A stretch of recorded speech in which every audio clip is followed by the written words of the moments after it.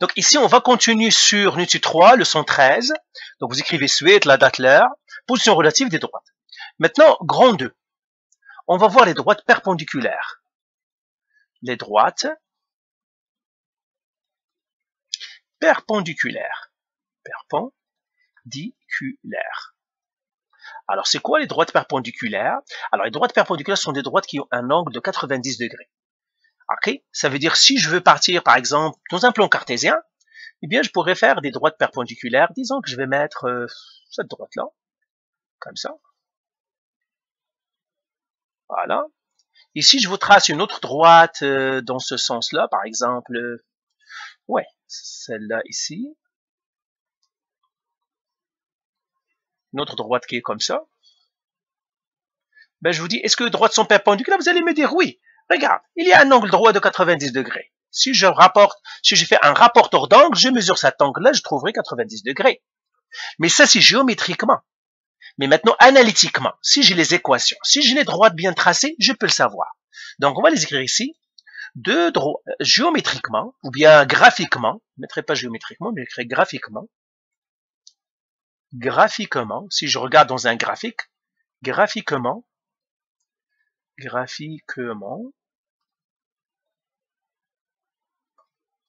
deux droites sont perpendiculaires, deux droites sont perpendiculaires,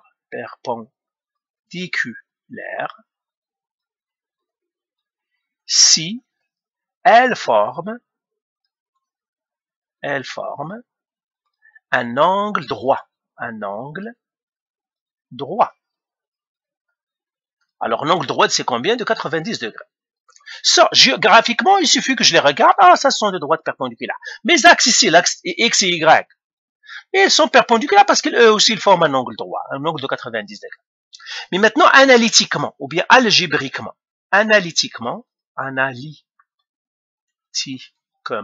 c'est-à-dire d'un point de vue analytiquement, ça veut dire algébriquement ou algébriquement.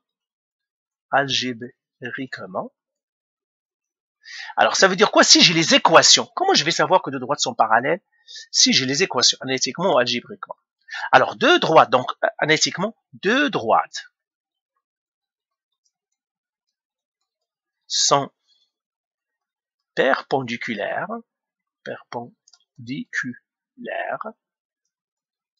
si pente 1, la pente de la première droite, fois pente 2 fois la pente de la deuxième droite égale à moins 1. Ça, c'est notre règle.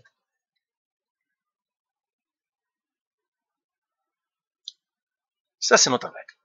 Pente 1 fois pente 2 égale à moins 1. Je prends la première pente, je la multiplie par la deuxième pente, ça c'est un multiplié. Je dois trouver moins 1. Si je trouve moins 1, eh bien, je dis les droites sont perpendiculaires. Si je trouve pas moins 1, eh bien, les droites ne sont pas perpendiculaires. Si je trouve, par exemple, 4, ça n'est pas perpendiculaire. Si je trouve moins 2, c'est pas perpendiculaire. Si c'est 2, c'est pas perpendiculaire. Si c'est 1, ça n'est pas perpendiculaire. Ça doit être moins 1. Donc, voilà, on va appliquer ça. On va faire le premier exercice. Et c'est ça la règle. Donc, graphiquement, pour savoir que deux droites sont perpendiculaires, il doit former un angle droit. Mais analytiquement, si j'ai les équations, je ne veux pas les tracer. Si je les trace, bien sûr, ça, il suffit que je les vois. Mais si je ne peux pas les tracer, eh bien, je dois me relier aux pentes. Donc, vous voyez, droite parallèle et perpendiculaire, c'est le jeu des pentes. OK? Eh bien, voilà. Alors, regardons maintenant le premier exercice. Alors, en regardant cet exercice-là, ils te disent, dites si les paires de droites sont perpendiculaires ou non. Donc, j'ai les paires de droites, je veux savoir est-ce qu'elles sont perpendiculaires ou non. Mais je sais que ça veut dire perpendiculaire. Donc, on va l'écrire ici, encore et soit. Règle ou bien formule, je vais l'écrire encore devant vous ici. J'écris formule.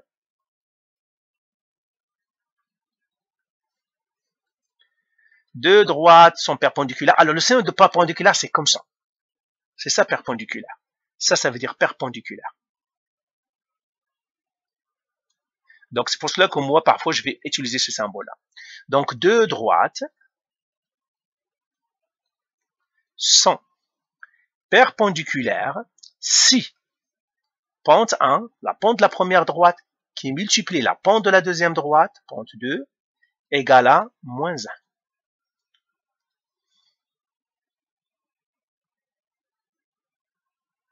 Voilà. Pente 1 fois pente 2 égale à moins 1. Là, je vais regarder ça, qu'est-ce que ça va donner. Alors, j'écris ici, exercice 1. Alors, gy est égal à 2x moins 4. La première droite. La deuxième droite, c'est quoi? C'est y égale à moins 0,5x plus 5. Et je cherche les pentes. Alors, quelle est la pente 1 ici? Donc, je cherche pente 1 égale. Mais la pente, c'est le m. Donc, je compare ma droite avec y est égal à mx plus b. Alors, maintenant, je crois que vous êtes correct. Je vais le faire ici pour le fun et c'est tout. Alors, le m ici, c'est 2. Donc, je l'écris ici, ça, c'est 2. Je cherche la pente 2. Encore une fois, je compare avec y égale à mx plus b. Ma pente 2, c'est le m, c'est moins 0,5. Je les multiplie. J'écris pente 1 qui multiplie pente 2 égale. La pente 1, c'est 2. Qui multiplie la pente 2, c'est moins 0,5. Je le mets entre parenthèses parce qu'il est négatif. Et je regarde, c'est combien ça?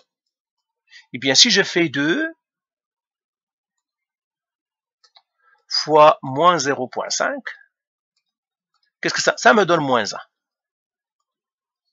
Eh bien, des moments que ça, la pente 1 fois la pente 2 me donne moins 1, les deux droites sont perpendiculaires. Donc, j'écris ici oui. Perpendiculaire. Le symbole de perpendiculaire encore, c'est un T inversé.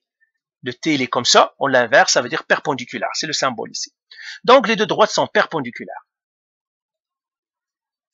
Je vais essayer de l'écrire à l'intérieur. Voilà. Maintenant, je regarde la deuxième ici. Deuxième exercice. Donc, pour voir est-ce que les droites sont perpendiculaires ou non. Tout simplement, qu'est-ce que je fais? Je calcule, donc j'ai 2 ici. J'ai y égale à moins 2x plus 3. Y égale à 2x moins 8. Là, je calcule ma pente 1. Pente 1 égale à moins 2. Pente 2 égale à 2. Encore une fois, tout simplement, je regarde le terme du x. Le terme du x, ça va me donner la pente. Je les multiplie maintenant. J'écris pente 1 qui multiplie pente 2 égale. Et je regarde égale. Pente 1, c'est moins 2. Fois pente 2, c'est 2. Moins 2 fois 2 égale à moins 4. Ça, est-ce qu'elle est égale à moins 1? Non. J'écris pas égal à moins 1, mais pas égal à moins 1. Donc, les droites ne sont pas perpendiculaires. Donc, j'écris ici non. Non perpendiculaire. Alors, que ça veut dire non perpendiculaire? Eh bien, non perpendiculaire, peut-être qu'ils se coupent, mais pas avec un angle de 90 degrés. Ou bien, ils sont parallèles aussi. Donc, mais ils ne se coupent pas comme ça, avec un angle droit. C'est ça ce que ça veut dire non perpendiculaire. Il se peut qu'ils se coupent, mais pas avec un angle de 90 degrés. Ils peuvent se couper avec un autre angle. Alors, troisième situation. Troisième exercice, j'ai y égale à moins 3x plus 4 sur 5. Et l'autre droite, c'est y égale à 1 sur 3x plus 5 sur 2. Est-ce que ces droites-là sont perpendiculaires ou non? Alors, je calcule les pentes. Alors, la pente 1, c'est quoi dans cette droite-là? Le terme du x, ça me donne le moins 3. Le terme de l'autre côté ici, la pente lui aussi, eh bien, j'écris pente aussi, pente 2. Ah, je ne vais pas l'écrire avec le violet. Pente 2 égale à quoi? 1 sur 3. Parce que si je l'ai mis le x, ça me donne ça. Maintenant, je fais pente 1 qui multiplie pente 2 et j'écris égal à combien? Ça me donnerait moins 3 fois 1 sur 3, en le donnant à la calculatrice. Moins 3 fois 1 sur 3, ça me donne moins 1.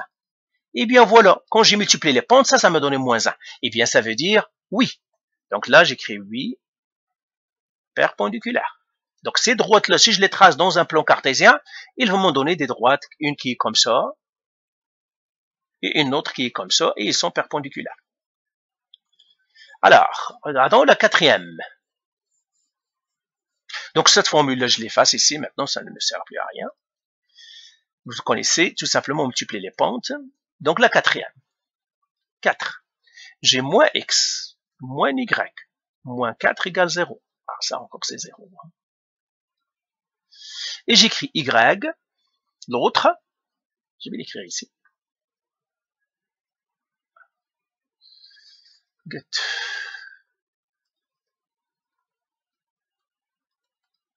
Y est égal à x plus 2 sur 5. Là encore, qu'est-ce que je dois trouver? La pente. Mais celle-là, je ne peux pas trouver la pente parce qu'elle n'est pas sous la forme. Je ne peux pas la comparer avec y est égal à mx plus b, là. Parce qu'elle n'est pas sous la forme y est égal à mx plus b. Je dois la transformer en y est égal à mx plus b. C'est ce que je vais faire la flèche. Ça veut dire à transformer y est égal à mx plus b. Eh bien, je vais la transformer. Qu'est-ce que je vais faire? Je vais faire moins x moins y moins 4 égale 0. Et qu'est-ce qu'on a dit? On fait le chemin de fer. On joue avec les couleurs. Le terme du x, je le mets en bleu. Le terme du y, je le mets avec de l'orange. Et le rouge va me donner le terme qui est constant. Et là, je vais leur changer de place. Ici, lui. Et ici, lui. Alors, ici, j'ai moins y. C'est l'orange. Il est égal. Et là, eh bien, on a dit que tout le monde doit changer avec un signe moins. Lui aussi va être avec un moins. Donc, lui, ça va être le terme du x. Je vais le mettre en bleu. Ça va être le moins ici. Et je le mets entre parenthèses, moins x. Parce que tout ça, j'ai un moins toujours, moins x. L'autre ici avec du rouge, je vais faire moins 4. Ce moins-là, c'est un moins extra. Ça, c'est un moins extra. Les moins que j'ajoute ici, ce sont des moins extra. Je les mets entre, pour dire ce moins-là, il vient de la formule. Les autres ici, le moins x, on en a parlé plusieurs fois, donc je ne vais pas encore en parler. Donc ici, ça serait moins y, égal, je les mets dans la boîte, moins x, c'est x.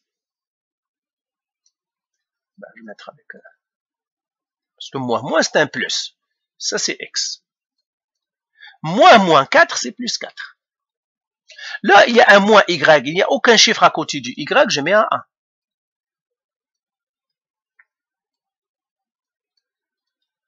Et qu'est-ce que je vais faire maintenant? Je divise. Je prendrai le moins 1. Je le divise par moins 1. Je le divise par moins 1. Ça m'a donné y égale x divisé par moins 1, ça fait moins x, parce que c'est 1 qui divise moins 1. Vous le faites à la calculatrice. Plus 4 qui divise moins 1, ça me donnerait moins 4. Et bien voilà, je l'ai transformé, ma fonction. La première chose, quand je le fais, quand je la vois sous la forme générale, je dois la transformer sous la forme fonctionnelle. Et là, j'écris ma fonction, c'est y égale à moins x moins 4. Voilà. Maintenant, je l'ai transformé. Et bien maintenant, je commence à faire trouver ma pente. Donc, j'écris ici pente 1. Et bien, comment je vais trouver la pente 1? Eh bien, tout simplement, j'écris mon équation, y égale, attendez, ça ici. Je vais la réécrire ici, y égale à moins x moins 4. Et j'écris pente 1. La première pente égale. Et quand je joue avec les couleurs, le terme du x c'est lui. Eh bien, il n'y a aucun chiffre à côté du x, je mets un 1. Eh bien, qu'est-ce que ça me donne? Ça me donne moins 1. Donc, c'est ça la pente. Maintenant, je regarde y ici, la pente ici. Elle, il est bonne. Pourquoi? Parce qu'elle est sous la forme y est égal à mx plus b. Tout simplement, je la compare avec mx plus b. J'ai le terme du x ici. Il n'y a aucun chiffre à côté du x, ça veut dire il y a un 1. Eh bien, la pente, c'est 1. Et là, je vais multiplier. Je fais pente 1 qui multiplie pente 2. Égale pente 1, c'est moins 1. Fois pente 2, c'est 1. Moins 1 fois 1, c'est moins 1. Eh bien, voilà. On multiplie la pente, je trouve moins 1. Ça veut dire, elles sont perpendiculaires. Donc là, encore, je dis oui. Perpendiculaire. Alors, faisons le dernier. Encore. Donc là, qu'est-ce que j'ai? J'ai la cinquième. Ça, c'est la cinquième. J'ai moins 2x plus 3y moins 4 égale 0. Et l'autre, je vais le mettre ici. L'autre, je vais mettre tout ça, je vais mettre un peu comme ça. L'autre, c'est 6x plus 4y plus 7 égale 0. Alors, je veux savoir, est-ce que ces deux droites-là sont perpendiculaires ou non? C'est ça la question. Alors, pour le savoir, je dois trouver les pentes. Mais pour trouver les pentes, ça, c'est la forme générale. Je ne peux pas voir la pente à partir de cette formule-là. Donc, ça, je dois le transformer en y égale à mx plus b. Celle-là aussi, je dois le transformer en y égale à mx plus b, parce qu'à partir de ça, je ne peux pas savoir la pente, je ne peux pas le comparer. Eh bien, on va le faire. Donc, j'ai moins 2x plus 3y moins 4 égale 0. Je joue avec les couleurs, le terme du x, le terme du y, le terme du... Alors, si vous comprenez et que vous voyez que ça se répète, plusieurs me disent « Ah, on fait la même chose », mais je sais parce qu'il y a plusieurs qui lui faut tous ces exemples-là pour comprendre. Mais si vous avez déjà compris, à chaque fois que vous avez compris, vous arrêtez la vidéo, regardez l'exercice, faites-le et regardez la réponse. Si vous trouvez la même réponse, c'est que c'est bon. Sinon, regardez est-ce que vous êtes trompé. Peut-être que moi-même, je me suis trompé, donc vous vérifiez vos réponses. Ça sont des exercices. Mais moi, je les fais parce qu'il y a plusieurs qui ont besoin qu'on fasse tout ça pour qu'ils comprennent. Donc, on ne le fait pas pour une seule personne, mais pour tout le monde.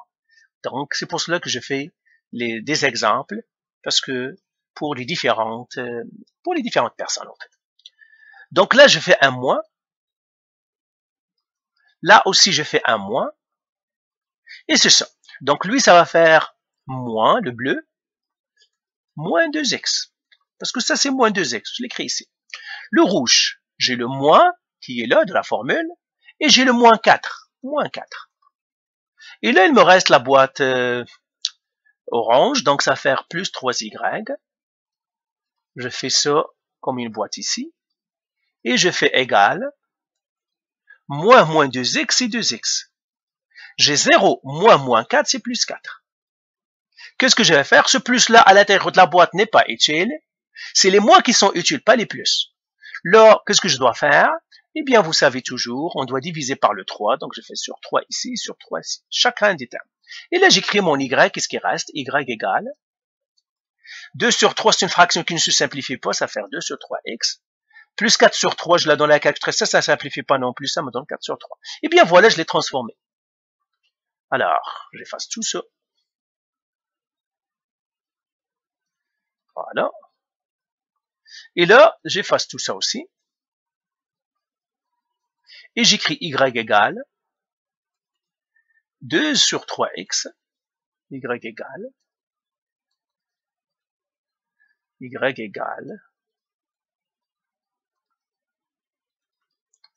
2 sur 3x plus 4 sur 3.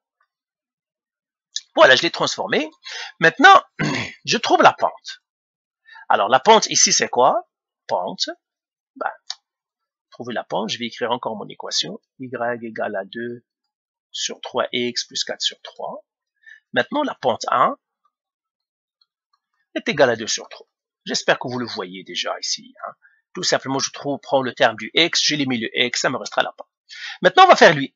Lui, c'est le même exercice, lui aussi sous la forme générale. Je dois le transformer en forme fonctionnelle. Alors, je vais effacer ici, je vais mettre, parce que peut-être ça me prendra plus d'espace, je mettrai ici. Là, je vais la transformer. Je crée 6x plus 4y plus 7 égale 0. Je joue avec les couleurs. Celui-là ici. Je prends celui-là, je joue avec les couleurs, c'est le rose. Et j'ai le rouge qui est là. Alors, ils doivent changer de place.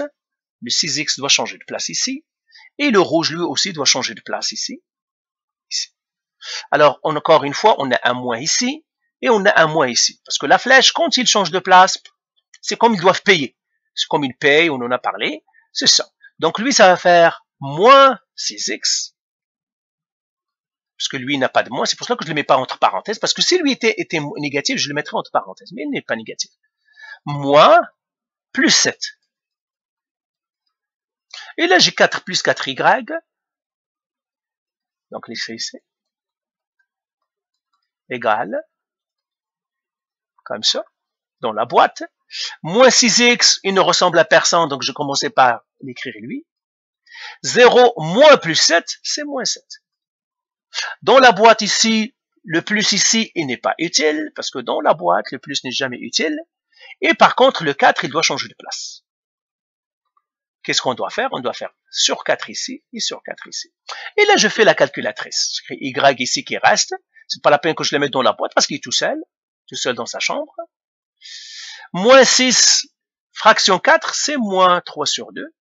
Vous le donnez à la calculatrice, qu'elle vous donnera X, moins 7 sur 4. Ben voilà, je l'ai transformé. Alors, j'efface tout et j'écris qu'est-ce que j'ai transformé. Donc, ici, je les ai écrits encore. C'est ça. 6x plus 4y plus 7 égale 0. Alors, si je le transforme, ça me donne quoi? Y est égal à moins 3 sur 2x, moins 7 sur 4. Et là, qu'est-ce que je dois faire maintenant? Je dois trouver la pente. Comment je trouve la pente? J'écris y est égal à moins 3 sur 2x, moins 7 sur 4. Là, pour trouver la pente, je prends le terme du x et j'écris la pente ici, pente 2. Alors, la pente 2 ici, ça se voit, c'est moins 3 sur 2. Pourquoi? Parce qu'il suffit d'éliminer le x, j'ai ça.